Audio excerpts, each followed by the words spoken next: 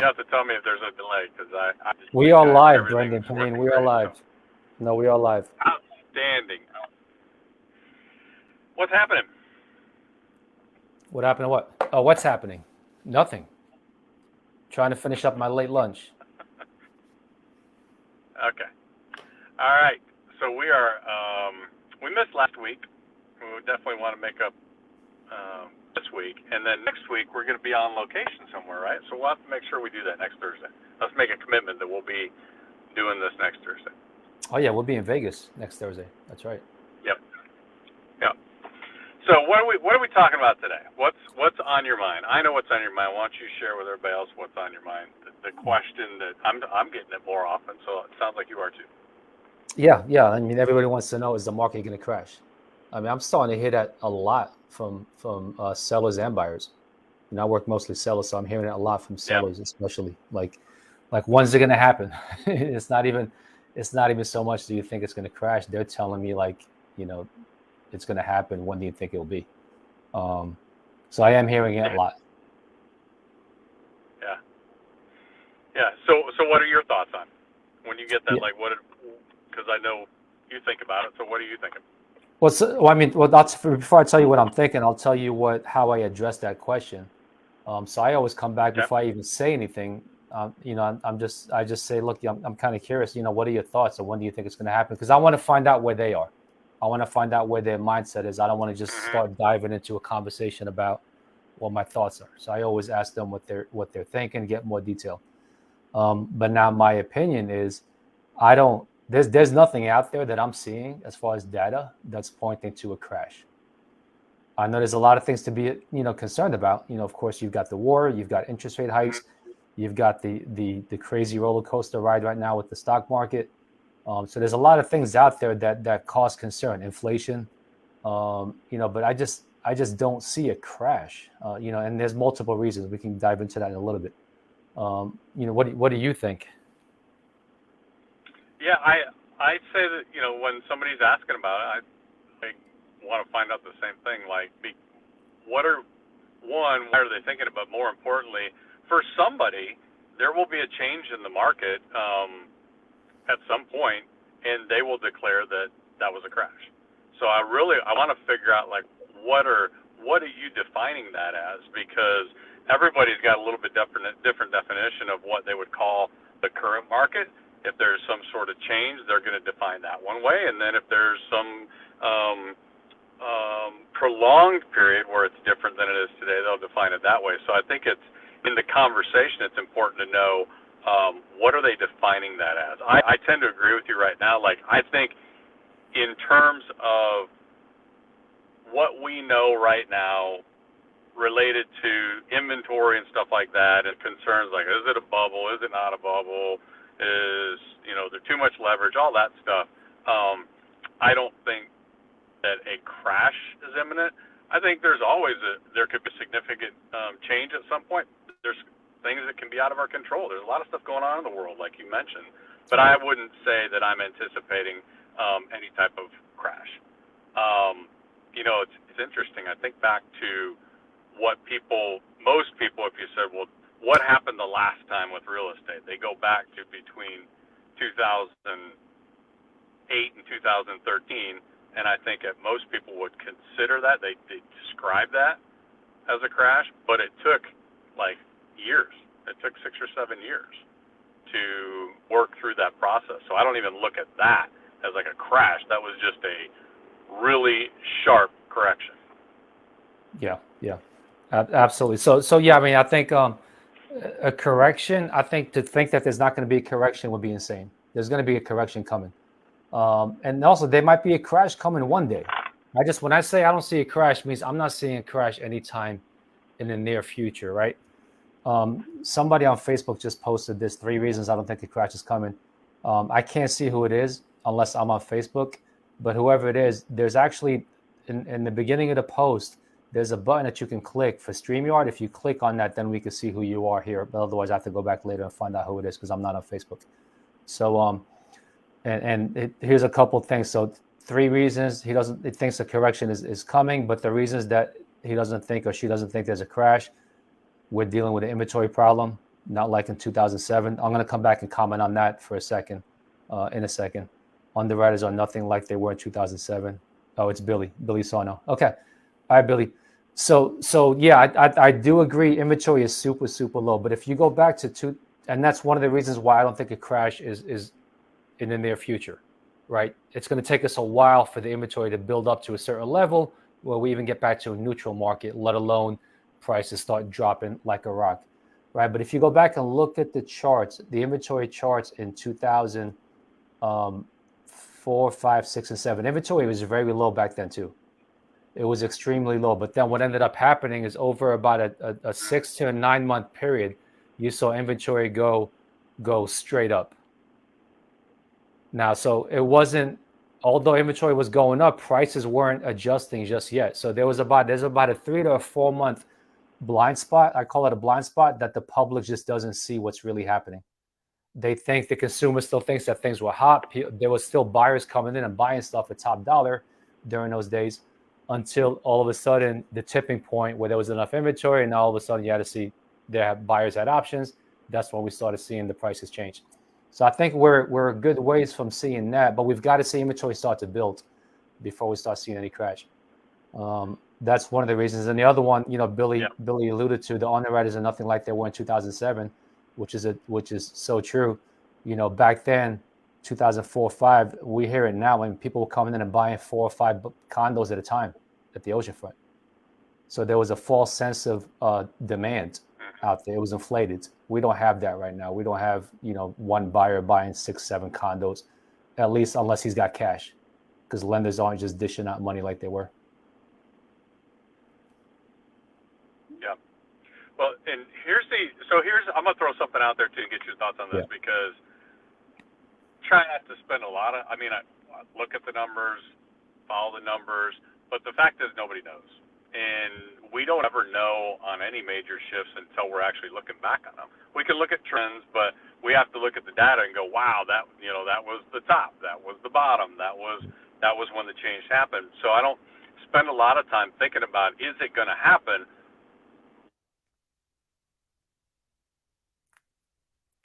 Man, between Greg and Brendan, I can't get anybody that can damn work a computer. These guys.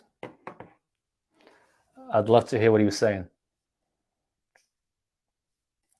Greg, are you on here? I can't see who's on. I got to get on Facebook. Give me a second, guys.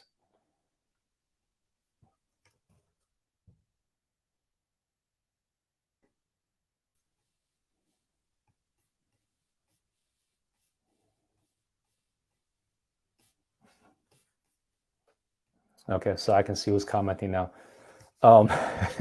Yeah, Greg. Yeah, Greg, I wonder if you could jump. You got a minute to jump on, Greg? Or are you busy? I think we lost Brendan. I think his phone died or something.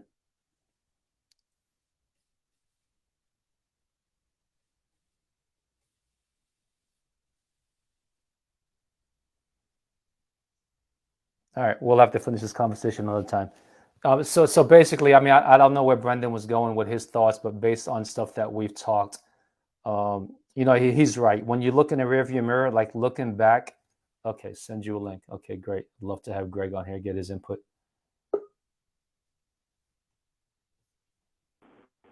All right, welcome back. Finish your thought. I'm going to get Greg in here as well. Yeah. So what I was going to say is, without spending a lot of time figuring out whether you think it's going to or not, in our conversations with clients, what matters is finding out, based on what they're thinking, how's that affecting their decision.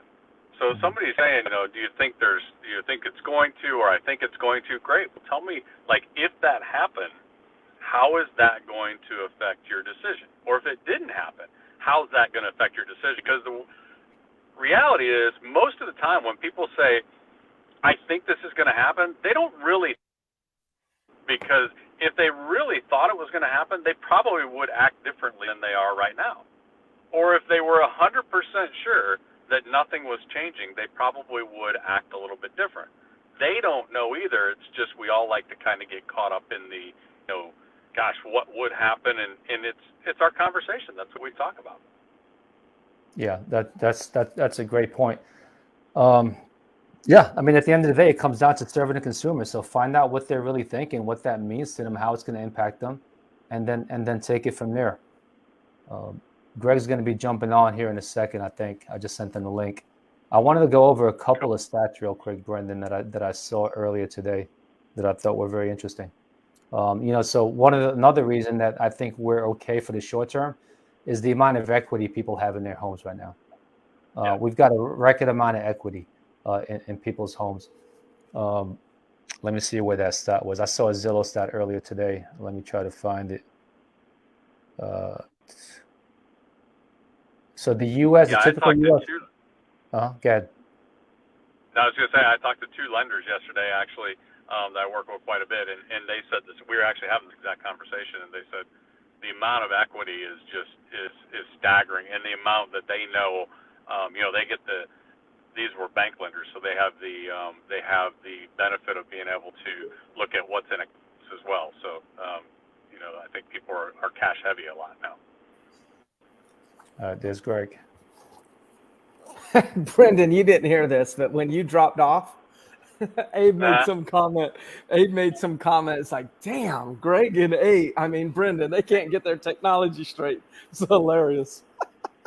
I told him I'd like to be able to be in an office with 100 meg Wi-Fi all the time, ready to go, all my tech set up, nothing in the background. But the reality is, I got to go to work some days. Dude, right. I feel like the IT guy. I'm like constantly fixing your crap, both you two.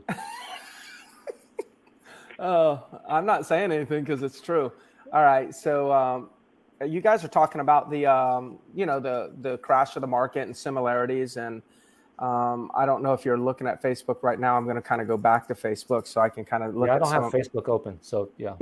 Yeah. Okay. So one thing that I was contributing in the comment section on Facebook was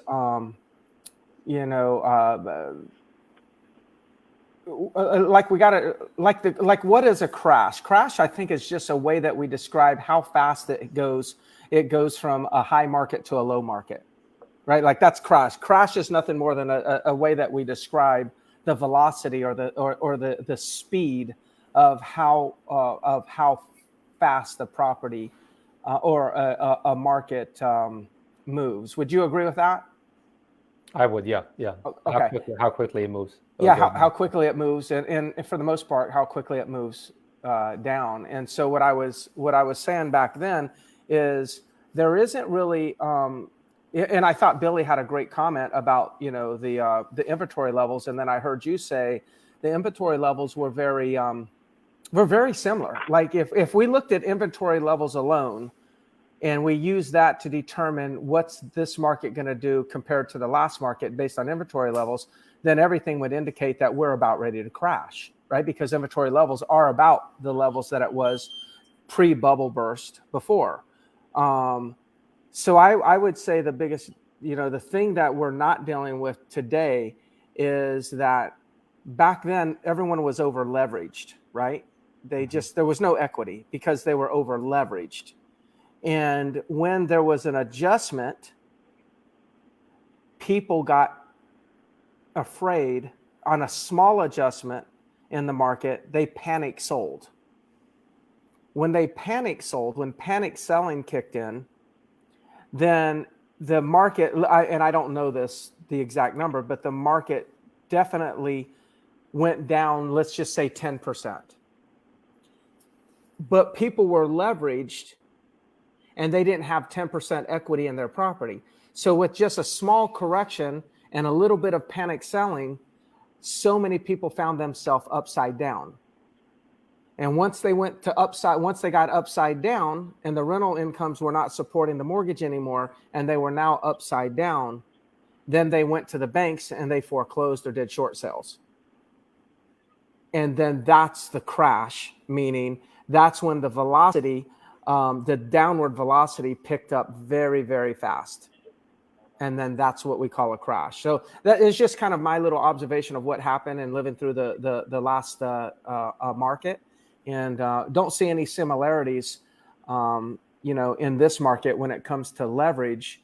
But I would say no matter what we call it, whether it's over leveraged or whether we call it inflation, gas, war, and interest rates, it all really comes down to certainty versus uncertainty. Mm-hmm. And markets shift when there's uncertainty. When there's certainty and everyone has a lot of confidence, market just keeps going up. So what we all got to watch out for is we got to watch out for when is certainty shifting. That's the early indicator. What's an early indicator of a market correction? Moving from certainty to uncertainty. That's a great point. Yeah, absolutely agree. Yep. Yeah, and then you'll start seeing in the conversations. Being on the front lines, you're going to hear it in people's voices. I did want to point out one thing. So you mentioned inventory. I like to always go back to numbers. So right now, when you look at the inventory, it's very comparable to what it was back at the peak of 2004, 5, 6, 7, right? But then we saw what I want to share my screen real quick for a second, just show you something here. I just pulled it up. So look at this. So look at where this is. What, in 2006, January of 2006, inventory overall. This is all market only, right? This is not a national number. Inventory was 1.8 months supply of inventory. Okay, but look at how long it took to actually to grow, and then boom, from here on, this is when, like from here to here, from January of 2006 to about January of 2007, about a 12-month period.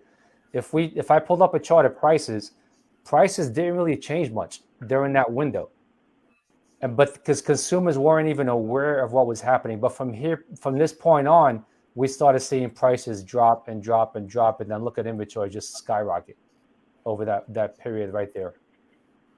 So I always look at, okay, what's inventory doing? That's why I track inventory every single day. Is it starting to go up?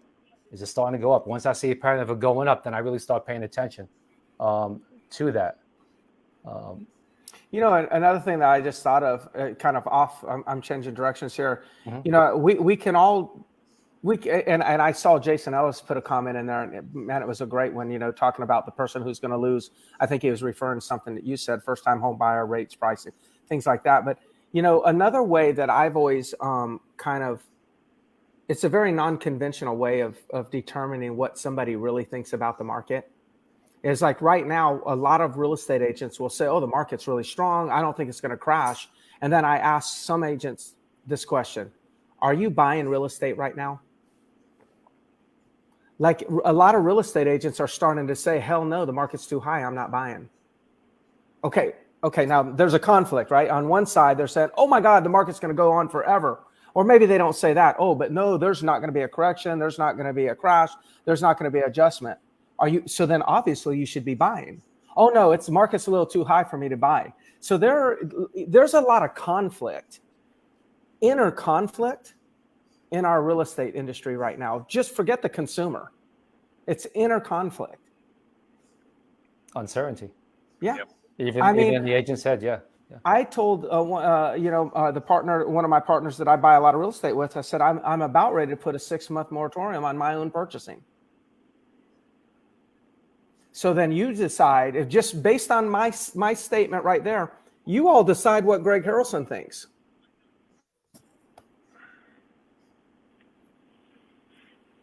Yep. Yeah. All right. So it's just another dynamic, right? It's like when